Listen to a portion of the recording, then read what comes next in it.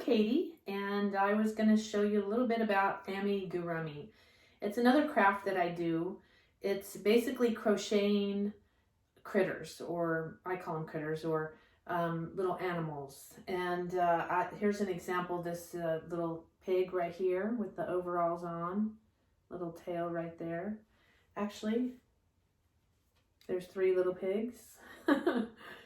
So that's an amigurumi. This is a little bunny in a carrot bag. That's an amigurumi. These little ones are actually kind of hard because you're crocheting in such a small, such a small little thing.